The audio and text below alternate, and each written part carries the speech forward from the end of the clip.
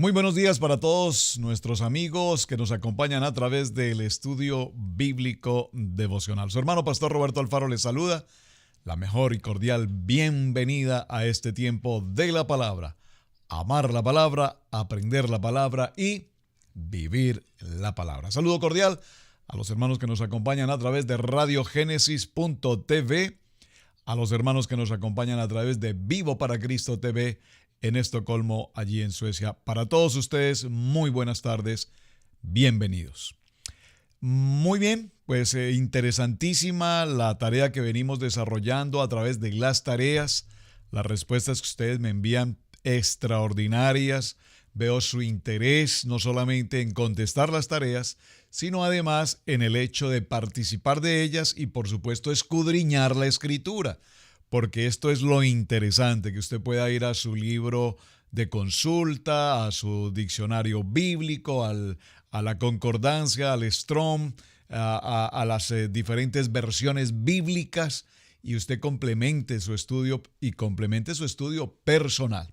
Muy bien, tengo una solicitud de manera muy interesante desde Nicaragua.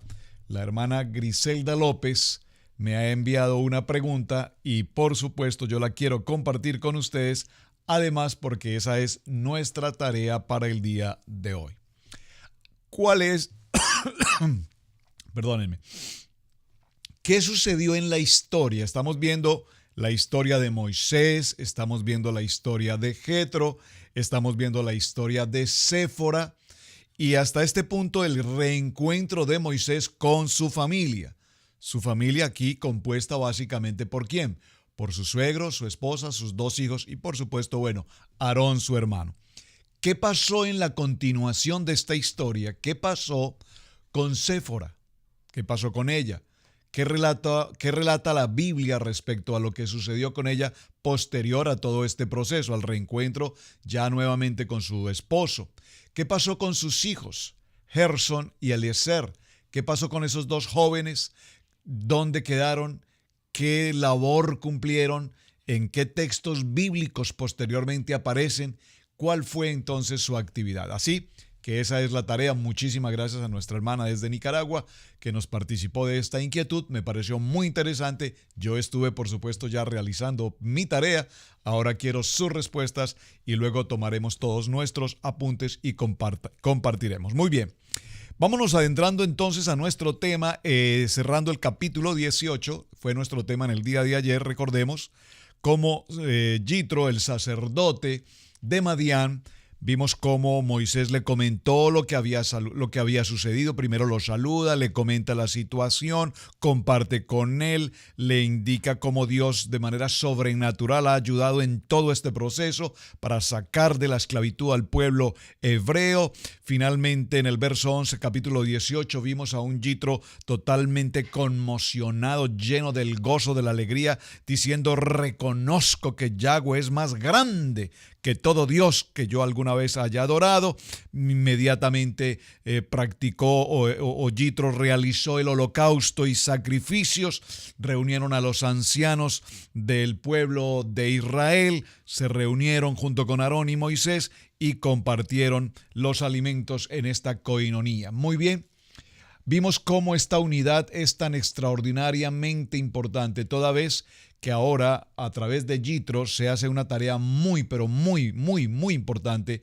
¿Y cuál es el nombramiento de los jueces? Hablamos de los jueces como hombres capaces, hombres preparados, hombres con sabiduría, de rectitud, de integridad, de honestidad, veraces, no codiciosos, hombres que manejaran una identidad en el temor de Dios, en el temor reverente a Dios. Y algunos de esos requisitos, finalmente vemos como en el verso 24, oyó Moisés la voz de su suegro e hizo todo lo que le dijo, y escogió Moisés varones de virtud de entre todo Israel y los puso por jefes sobre el pueblo, sobre 1000, sobre 100, sobre 50 y sobre 10. Aquí entramos entonces a un punto culminante en el capítulo 19 y muy, pero muy importante. En el mes tercero, ¿cuál es el mes tercero? El mes de Sivan, de la salida de los hijos de Israel de la tierra de Egipto, el mes tercero después de salir de Egipto, Llegaron al desierto de Sinaí. Acamparon. Observen qué importante. Habían salido de Refidín y llegaron al desierto de Sinaí. 6 días, dice este texto, 6 días trabajarás y harás toda la obra. Perdón, aquí me adelanté un momento en este texto. Voy en el capítulo 19 y vamos en el verso 2, desierto de Sinaí, y acamparon en el desierto, acampó allí Israel delante del monte Horeb. Quiero hacer una indicación muy importante con respecto al monte Horeb. Aquí en un estudio que estoy desarrollando, cuando se nos habla del monte de Sinaí o el monte Horeb, que es el mismo, este monte tiene una significación muy importante. ¿Cuál es? En el monte Sinaí es un lugar o es el lugar desde donde Dios habla. Muy importante, dígalo conmigo, es el lugar desde donde Dios habla. No es el lugar de donde Dios hace milagros, porque realmente el pueblo lastimosamente nos han enseñado o nos han acostumbrado al Dios de los milagros, a adorar a los milagros, pero no al Dios que hace los milagros. Aquí lo importante en el monte Sinaí, repito, es importante tener presente que es el lugar de donde Dios habla, es el lugar de donde Dios dirige, es el lugar desde donde Dios envía la misión, la visión del pueblo de Israel. Así es que este relato nos habla con gran valor cómo desde este lugar se tiene como el punto central, el punto de atención desde el cual, repito, Dios dirige todo el proceso de la salida de su pueblo, de su primogénito. En el verso 3 dice la palabra: y subió Moisés a Dios, y Yahweh lo llamó desde el monte diciendo: así dirás a la casa de Jacob y anunciarás a los hijos de Israel. Vosotros, aquí cuando habla de casa de Jacob, recordemos, ya lo habíamos estudiado anteriormente, libro de Génesis capítulo 46, verso 27, nos habla puntualmente de la casa de Jacob.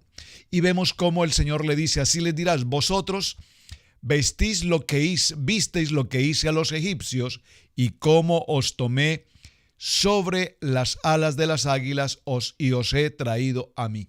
Esta explicación o esta narrativa de ver cómo los he tomado y los he colocado sobre las alas de las águilas es una indicación muy interesante. ¿Por qué?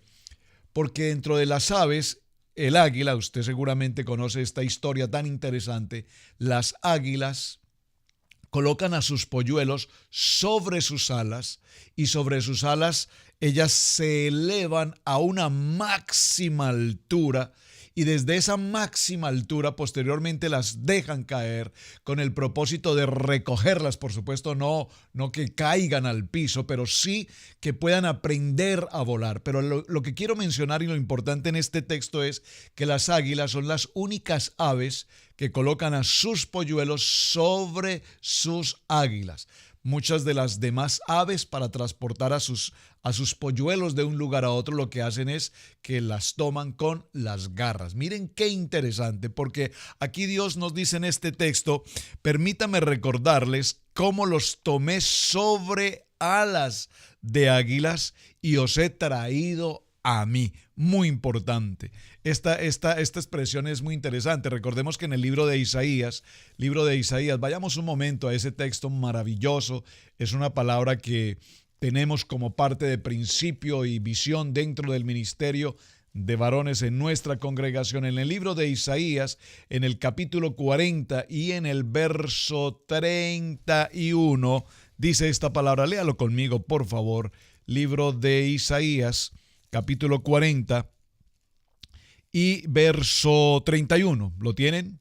Pero los que esperan, dice el texto, pero los que esperan a Yahweh tendrán nuevas fuerzas, levantarán alas como las águilas, correrán y no se cansarán, caminarán y no se fatigarán. Muy bien, una referencia maravillosa para hablar de lo que es una visión y una misión en el propósito de Dios. Ahora bien, dice el verso 5, ahora pues, si dieres oído a mi voz y guardares mi pacto, vosotros seréis mi especial tesoro sobre los pueblos, porque mía es toda la tierra. Quiero que resaltemos de manera especial este texto, observando la expresión ahora pues sí. Aquí hay una expresión condicional, es decir, si ustedes, mi pueblo que he sacado de la esclavitud, guardan mi pacto, vosotros seréis mi especial tesoro sobre todos los pueblos, porque mía es toda la tierra. Es decir, que aquí el Señor le habla puntualmente, por favor, preste mucha atención, le está hablando ¿a quién? Al pueblo de Israel, a la casa de Jacob, a las 12 tribus, al pueblo de Israel, a los hebreos. Y les está diciendo, si ustedes, atención, sí y solo sí, es una condición. Si ustedes guardan mi pacto, vosotros seréis mi especial tesoro. Y esta expresión aquí, mi especial tesoro, es algo extraordinariamente importante porque somos, como dice algún tema, la niña consentida, la niña de los ojos de Dios. Pero hay una condición, repito, y es guardar ese pacto. Entonces vosotros me seréis un reino de sacerdotes y gente santa. Por favor, observe aquí esta expresión. Vosotros me seréis un reino de sacerdotes. Está hablando al cuerpo, a la iglesia, a la asamblea, a la congregación, a quienes hemos tenido ese compromiso con el Padre para que seamos los sacerdotes, los ministros, para que nuestro tiempo y nuestra permanencia sea precisamente aquí, en la palabra, de tal manera, y esto es muy interesante mencionarlo, mis amados, porque cuando tenemos reuniones de ministros, cuando tenemos reuniones de sacerdotes, cuando tenemos reuniones como nación santa, como pueblo escogido, como mi especial tesoro, los temas que nosotros tratamos como sacerdotes son temas de santidad, son temas kadosh, es decir, hablamos de la palabra. No tiene sentido cuando nos reunimos en nuestra asamblea el día sábado, el día domingo, según su localidad. Entonces, cuando nos reunimos como asamblea, como congregación, hablamos de tantas otras cosas tan distintas, tan sin importancia, cuando el Señor dice, vosotros sois mi especial tesoro, me seréis un pueblo de sacerdotes, de ministros, y por supuesto serán todos ustedes una nación santa. Estas son las palabras que dirás a los hijos de Israel. Dirás, entonces vino Moisés y llamó a los ancianos del pueblo y expuso en presencia de ellos todas las palabras que Yahweh había mandado. Y todo el pueblo respondió a una y dijeron, todo lo que Yahweh ha dicho, haremos. Y Moisés refirió a Yahweh las palabras del pueblo. Es decir, el pueblo recibe un mensaje a través de Moisés en el cual el Señor les dice, ustedes serán mi pueblo, mi tesoro. Pero para que sean ustedes mi pueblo y mi gran tesoro, necesito sí o sí que ustedes cumplan con mis ordenanzas, con mis estatutos y cumplan con mi pacto. A lo cual todos, observen que aquí dice, todo el pueblo se reunieron, entre ellos todos los ancianos, y dijeron a Moisés, estamos totalmente de acuerdo, así lo haremos. Posteriormente Moisés le expresa a Dios esta decisión, dígalo conmigo, una decisión. He aquí, yo vengo a ti en una nube, dice el Señor, espesa, para que el pueblo oiga mientras yo hablo contigo y también para que te crean para siempre. Observen que aquí hay algo muy importante. Es necesario, dice Dios, que ahora yo hable y vendré a ti en una densa nube y yo hablaré porque es necesario que todo el pueblo oiga que yo sí evidentemente estoy hablando contigo. Y Moisés refirió las palabras del pueblo a Yahweh y Jehová dijo a Moisés, ve al pueblo y santifícalos. Por favor, subrayen el verso 10 la expresión santifícalos hoy y mañana y laven sus vestidos. Esta expresión santifícalos es tan extraordinariamente importante porque cuando nosotros venimos a la vida de la palabra, el Señor nos llama a santificación y el Señor nos llama a renovación. Recuerden esa palabra preciosa del libro de Romanos en el capítulo 12, verso 2. Cambia tu manera de pensar, cambia tu manera de vivir. Ahora tenemos un pensamiento, una mente, que es la mente en nuestro Mesías, que es la mente, una mente limpia, una mente transparente, una mente kadosh, una mente con santidad. Santifícalos y estén preparados para el día tercero. Observen aquí la expresión día tercero que ya estudiamos y ustedes adelantaron la tarea. Vean lo importante de las tareas. Cuando adelantamos una tarea, usted inmediatamente, día tercero, el día de resurrección, recuerden, porque en el tercer día Yahweh descenderá a ojos de todo el pueblo sobre el monte Sinaí. Recuerden esto. Y señalaréis término al pueblo en derredor diciendo, guardaos. Preste mucha atención a este texto en el verso 12, porque aquí empiezan a haber una serie de señalizaciones, bueno, más que señalizaciones, ordenanzas y mandatos que Dios establece. ¿Cuáles son? Guardaos, no subáis al monte, ni toquéis sus límites, cualquiera que tocare el monte de seguro morirá. Estamos hablando de que el Señor empieza a determinar al pueblo de Israel límites, diga conmigo límites, porque si nosotros camináramos en una vida sin límites, pues la vida sería definitivamente una locura a más no poder. Usted va sobre una ruta, sobre un highway, sobre una avenida y usted puede transitar a la velocidad que quiera, bajo la condición de que por exceso de velocidad un oficial, una patrulla de policía presentará un cargo, una multa por su acción irresponsable. Pero usted notará que en esas highway, en esas rutas, en esas avenidas existen los señales o los señalamientos que nos indican los límites de la velocidad. Incluso nos dice los límites mínimos y los límites máximos.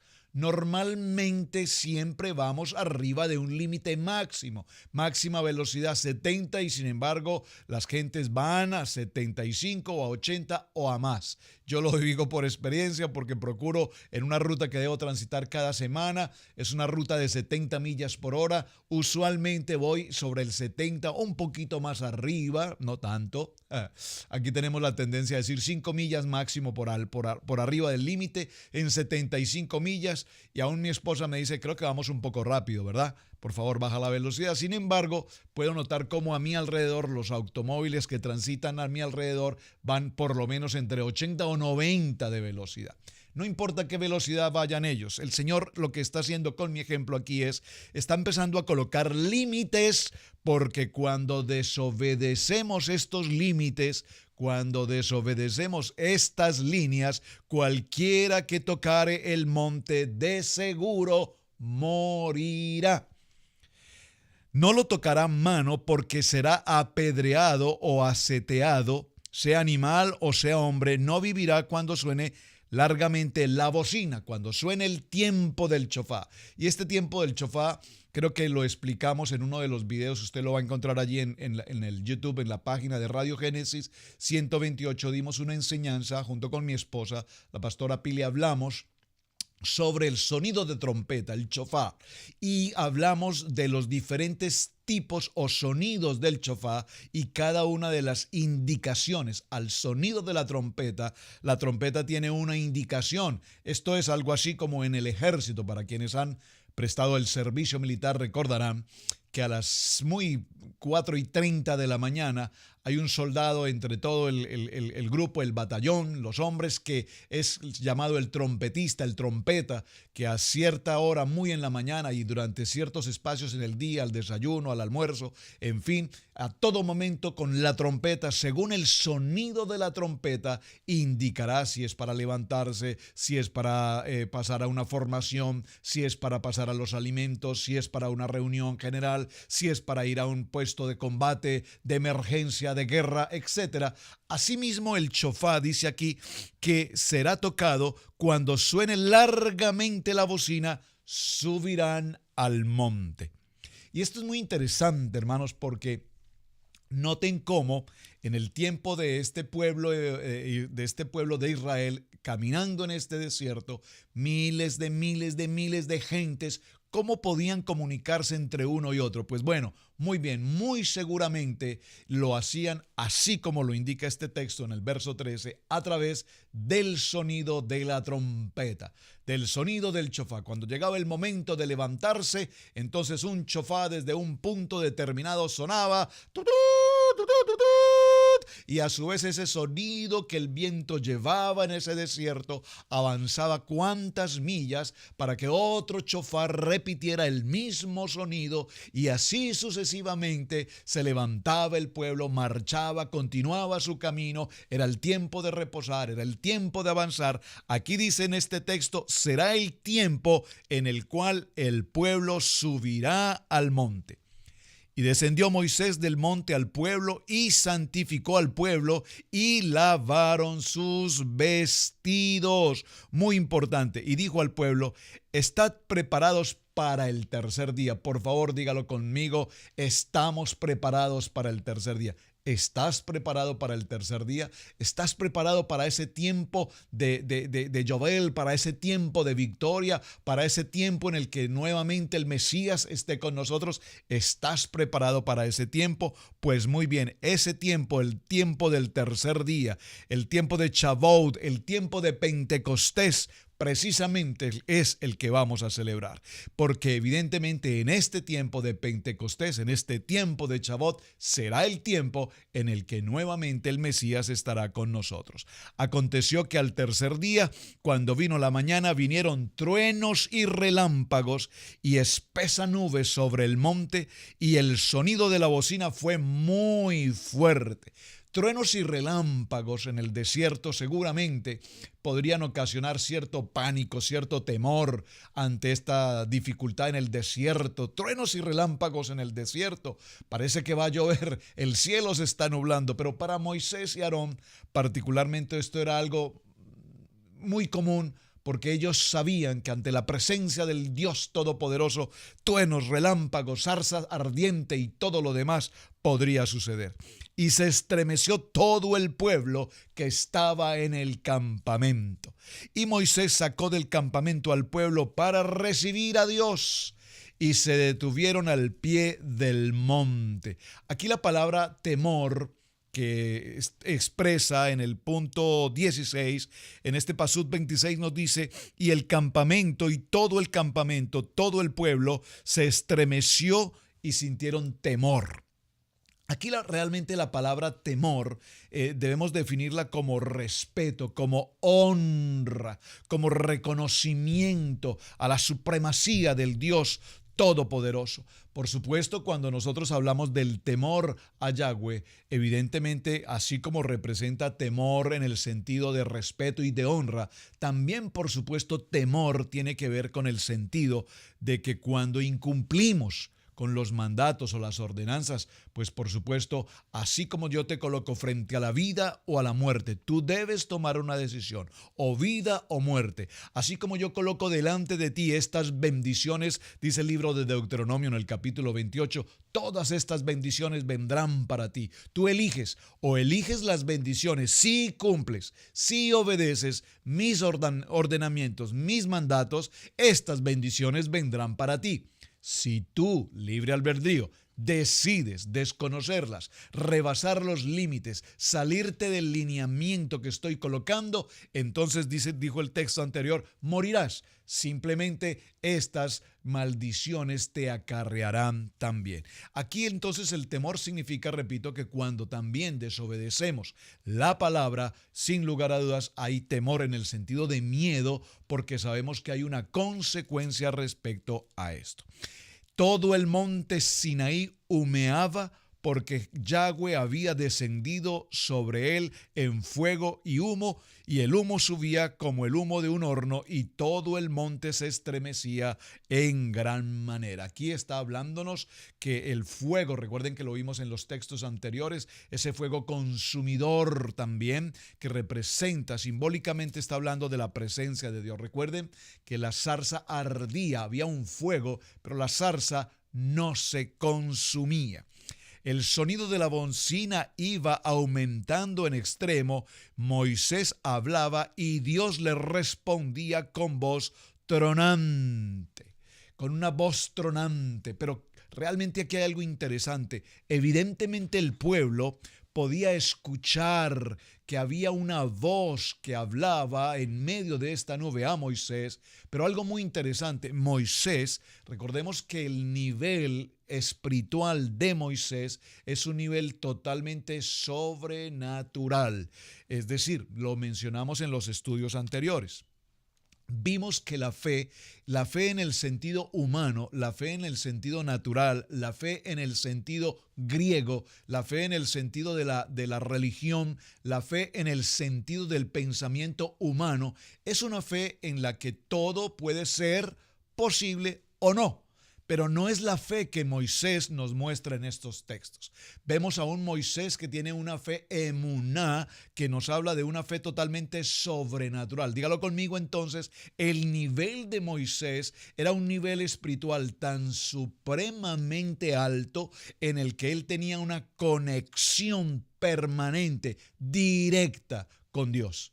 Y cuando vemos esta voz aquí, evidentemente Moisés podía, con un oído totalmente audible, entender y escuchar la voz de Dios, mientras que el pueblo solamente podía escuchar algún sonido y comprendía que Dios sí estaba hablando con Moisés, pero repito, más Moisés era quien lo podía, digamos, entender con claridad qué era lo que él hablaba. Y Dios le respondía con voz tronante. Y descendió Yahweh sobre el monte Sinaí, sobre la cumbre del monte, y llamó Yahweh a Moisés a la cumbre del monte, y Moisés subió. Y Jehová dijo a Moisés: desciende, ordena al pueblo que no traspase los límites para ver a Yahweh, porque caerá multitud de ellos. Y también se santifiquen los sacerdotes que se acercan a Yahweh, para que Yahweh no haga de ellos estrago. Wow. Moisés dijo a Yahweh: el pueblo no podrá subir al monte Sinaí, porque tú nos has mandado diciendo: señala límites al monte y santifícalo. Y Yahweh dijo: ve, desciende, y subirás tú, Aarón contigo, más los sacerdotes, y el pueblo no traspase el límite para subir a Yahweh, no sea que haga estrago con ellos. Entonces Moisés descendió y se lo dijo al pueblo. Es decir, hasta aquí quiero dejar nuestro tema en este día, porque hasta aquí el Señor nos está diciendo: yo les entrego a ustedes todas las bendiciones. Los saqué de ese pueblo de esclavitud, como lo hacen las águilas con sus polluelos sobre las alas. Los he traído hasta este lugar. He provisto maná, he provisto las codornices, he provisto agua, he limpiado las aguas amargas, han sido aguas dulces. Los he librado de la batalla con Amalek. En medio de esa circunstancia, ustedes han murmurado, se han quejado, se han lamentado. Todo esto pasa. Ahora pues, yo me voy a presentar con los sacerdotes, con Moisés y los ancianos, pero ustedes no rebasen los límites, porque de lo contrario haré estragos. ¿Qué es lo que el Señor está pretendiendo hacer con este pueblo? El Señor pretende en este momento que su pueblo, su elegido, su primogénito, aprenda una sola palabra, que será la palabra que vamos a ver en el desarrollo de todo el texto bíblico, tanto en el Antiguo como en el Nuevo Pacto. ¿Cuál es? Dígalo conmigo: obediencia. Dios está probando a un pueblo en obediencia. Dígalo conmigo: obedecer. ¿Qué es lo que Dios nos pide que hagamos desde el principio de la creación hasta el punto de revelaciones? Obediencia. Obedecer, obedecer, obedecer. ¿Cuánto nos ha costado a la humanidad obedecer? Y lo vimos desde el principio en el huerto, cuando el Señor le dijo: de ese árbol no comeréis. Pueden disfrutar de todo cuanto hay. Solamente hay una excepción, y sin embargo, esa excepción fue absolutamente afectada. ¿Todo por qué? Porque fuimos seducidos, fuimos tentados ante una situación, y esa tentación la vamos a ver continuamente en la humanidad, porque nuestro adversario, el enemigo, está, dice la palabra, como un león rugiente, mirando a quién devorar. Mis amados hermanos, este es el tiempo de estudio bíblico devocional. Muchísimas gracias por acompañarnos. Gracias por compartir. Comparta lo más que sea posible el video. Visítenos a través de nuestra página en YouTube, Radio Génesis 128. Allí están todos nuestros demás videos en los diferentes programas, tanto de radio como Universidad de la Familia, 7 llaves de la plenitud matrimonial. Todo nuestro material absolutamente disponible, gratuito para todos ustedes. Bendiciones, shalom. Su hermano Pastor Roberto Alfaro les saluda. Mañana continuamos. Bendiciones.